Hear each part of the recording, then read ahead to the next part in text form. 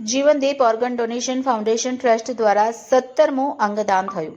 પટેલ સમાજના રાદડિયા પરિવારના યુવાનનું લીવર, બંને કિડની અને ચક્ષુઓનું દાન સિમ્સ હોસ્પિટલમાંથી કરવામાં આવ્યું. Vipul Talaviya, Jivandeep organ donation foundation trust, Surat. ગતરોજ સિમ્સ હોસ્પિટલ ખાતેથી ફોન આવ્યો હતો doctor Kaushalbhai Patel, doctor Narendrabhai Gadhiya, doctor Nirav Gondaliya સાહેબ અને ડૉક્ટર મૌલિકભાઈ પટેલનો કે એક પેશન્ટ સિમ્સમાં દાખલ છે જે બ્રેન્ડેડ છે, આપ આવો આપની ટીમ સાથે. એટલે આપણે સગા સ્વજનોને મળીએ.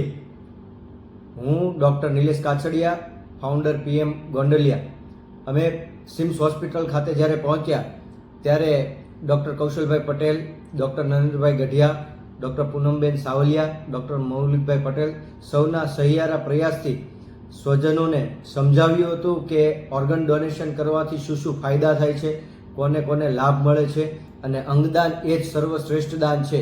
આ વસ્તુની એઓને સમજ આવતા તેઓએ હા પાડી હતી.